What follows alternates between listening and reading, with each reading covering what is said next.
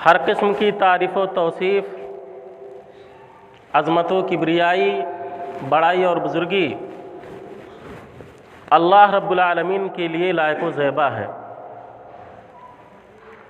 जिसने हम तमाम इंसानों को इस दार फ़ानी में पैदा फरमाया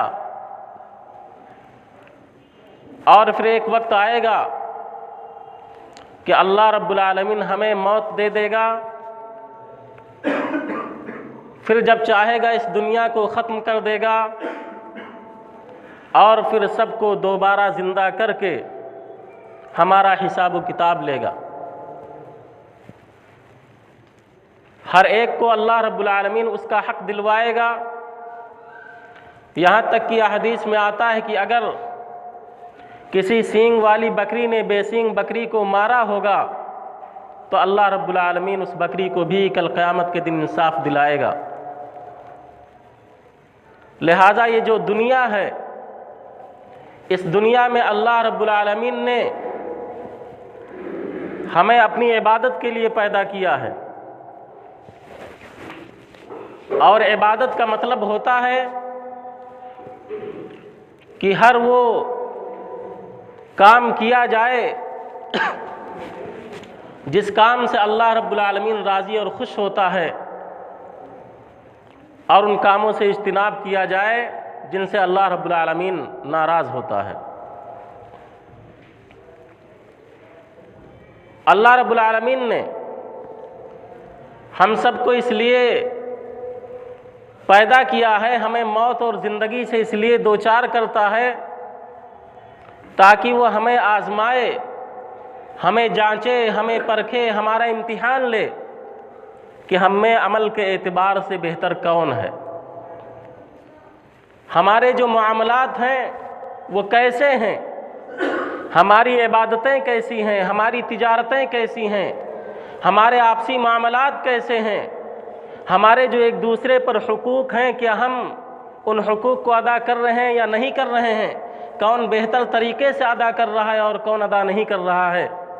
इन तमाम बातों का कल क़यामत के दिन हमें अल्लाह के हुज़ूर जवाब देना होगा। आज हम जिस माशरे में रह रहे हैं, बहुत सारे लोग हमारे अपनी जान पहचान के होते हैं और बहुत सारे लोग हमारी अपनी जान पहचान के नहीं होते, लेकिन इस्लाम की दौलत से वो भी माला माल होते हैं।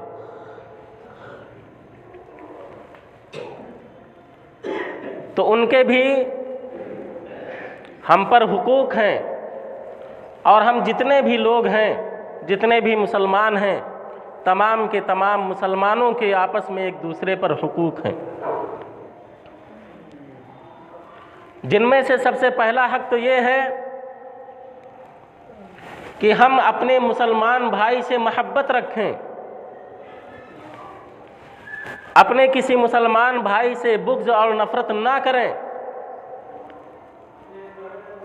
क्यों?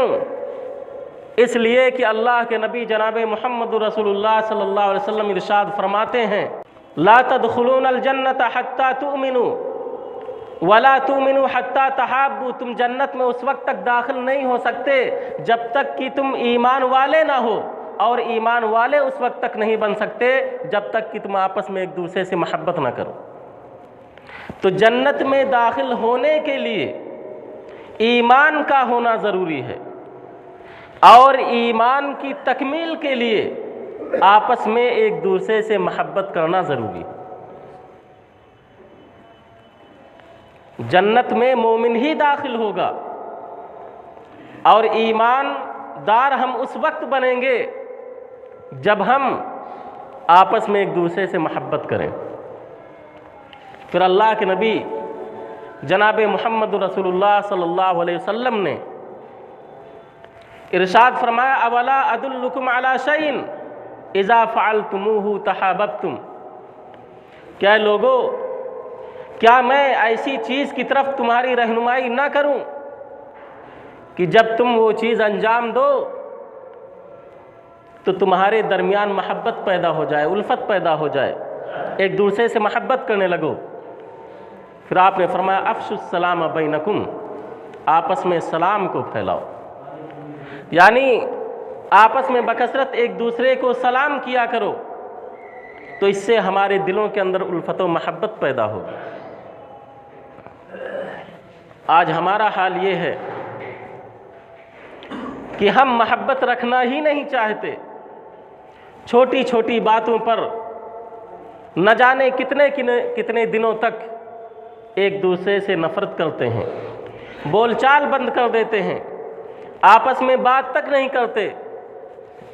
हालांकि होना ये चाहिए कि हम अपने नबी जनाब मोहम्मद रसूलुल्लाह सल्लल्लाहु अलैहि वसल्लम की बातों पर अमल पैरा होते हुए अगर किसी बात पर हमारा इख्तिलाफ भी हो जाए तो 3 दिन से ज़्यादा हम बातचीत बंद न रखें, सुलह समझौता कर लें या दूसरे लोग दोनों को मिला दें, सुलह समझौता करा दें।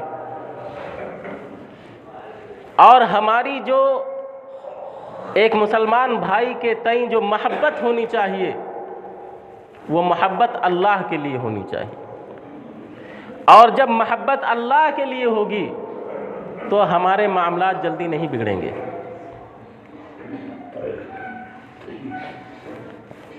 और हमें ईमान की मिठास और लज्जत महसूस होगी, क्योंकि अल्लाह के नबी जनाब मोहम्मद रसूलुल्लाह सल्लल्लाहु अलैहि वसल्लम इरशाद फरमाते हैं, सलासुन मन कुन्ना फीहि वजदा हलावतल ईमान, कि 3 चीज़ें जिस शख्स के अंदर पाई जाएंगी, 3 खसलतें जिस शख्स के अंदर पाई जाएं, उसे ईमान की मिठास और ईमान की हलावत महसूस होती है, वो ईमान की मिठास को पा लेता है। वो 3 चीज़ें कौन सी हैं? अल्लाह के नबी सल्लल्लाहु अलैहि वसल्लम फरमाते हैं, अन यकून अल्लाह व रसूलुहु अहब्बा इलैहि मिम्मा सिवाहुमा, कि अल्लाह और उसके रसूल उसके नज़दीक दीगर तमाम चीज़ों से ज़्यादा महबूब हों, यानी तमाम चीज़ों से ज़्यादा महबूब सिर्फ़ और सिर्फ अल्लाह और उसके रसूल हों।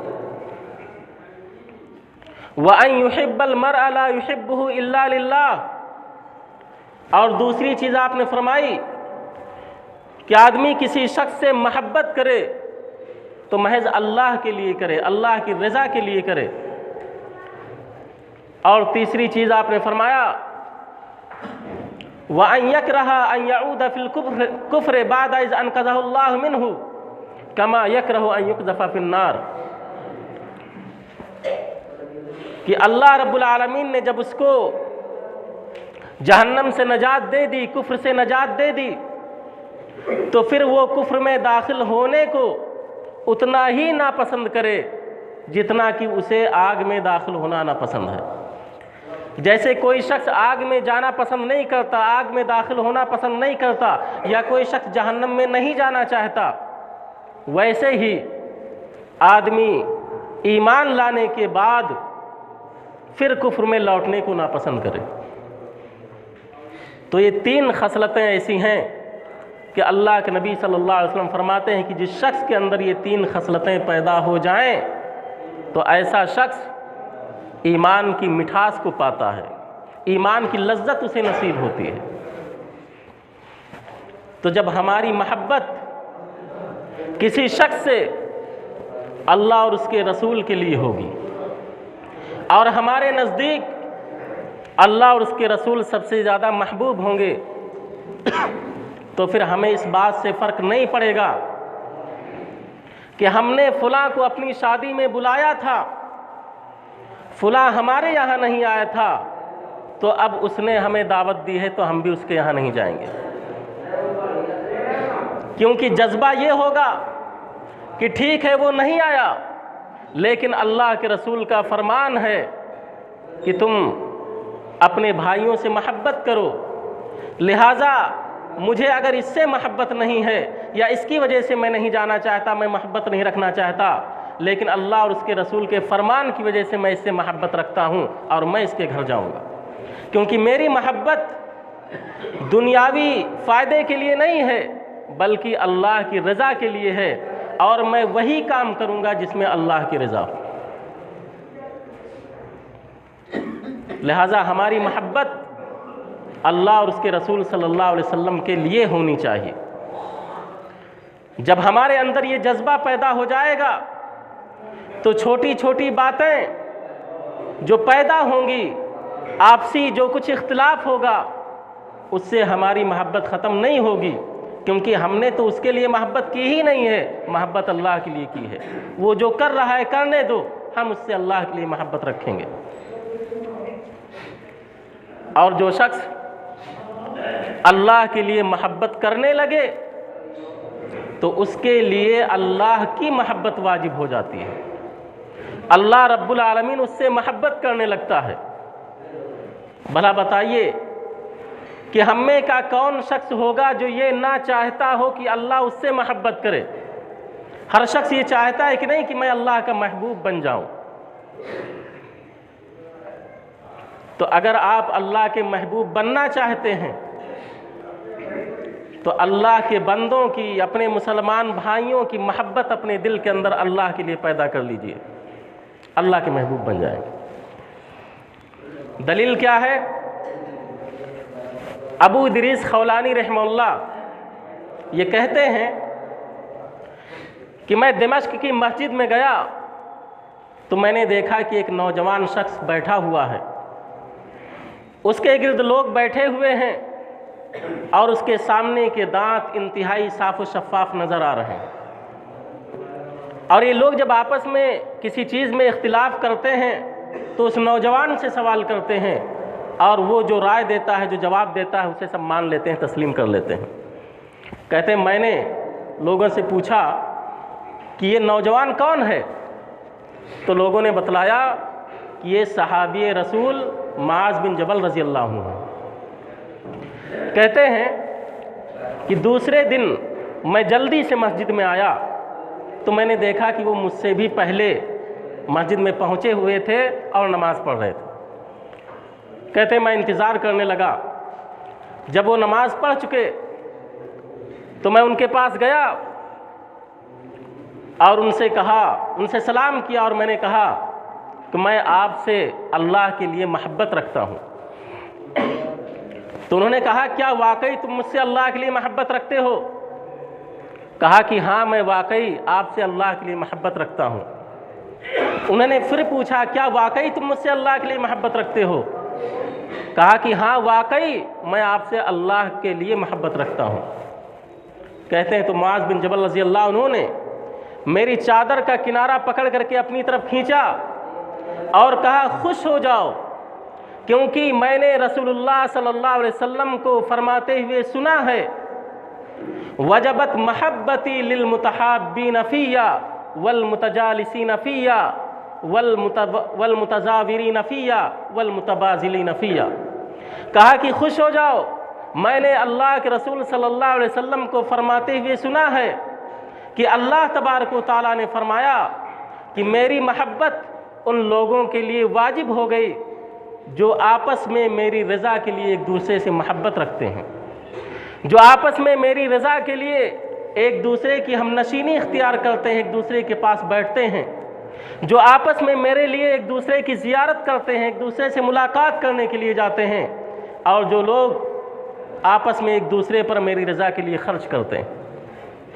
तो ये खुशखबरी सुनाई कि मैंने अल्लाह के नबी सल्लल्लाहु अलैहि वसल्लम को फरमाते हुए सुना है कि अल्लाह ताला ने ये बात फरमाई है कि वजबत महब्बती लिल मुतहाब्बीन फ़िय्या, कि मेरे लिए आपस में मोहब्बत करने वालों के लिए मेरी मोहब्बत वाजिब हो जाती है। तो इस हदीस से पता चला कि अगर हम अपने मुसलमान भाइयों से अल्लाह की रज़ा के लिए मोहब्बत करें तो हम अल्लाह के महबूब बन जाएंगे, अल्लाह रब्बुल आलमीन हमसे मोहब्बत करने लगेगा। और जिस शख्स से अल्लाह मोहब्बत करने लगे तो यकीनन वो शख्स जन्नत में दाखिल होगा। एक लंबी हदीस जिसको आपने बारहा सुना होगा कि अल्लाह तबारक व तआला ने फरमाया, अल्लाह के रसूल सल्लल्लाहु अलैहि वसल्लम फरमाते हैं कि 7 किस्म के लोग ऐसे हैं जिनको अल्लाह रब्बुल आलमीन अपने अर्श के साए में जगह देगा। उनमें से 2 लोग वो भी हैं जो आपस में एक दूसरे से अल्लाह की रज़ा के लिए मोहब्बत करते हैं। वरजुलान तहाब्बा फिल्लाह, ऐसे 2 लोग जो आपस में अल्लाह के लिए मोहब्बत करते हैं। लिहाजा अपने मुसलमान भाइयों से मोहब्बत करना ये कोई मामूली नेकी नहीं है, ये बहुत बड़ी नेकी है। इससे अल्लाह रब्बुल आलमीन के नज़दीक आदमी महबूब बन सकता है और कल क़यामत के दिन जब कोई साया नहीं होगा तो अल्लाह रब्बुल आलमीन अपने साए में जगह देगा।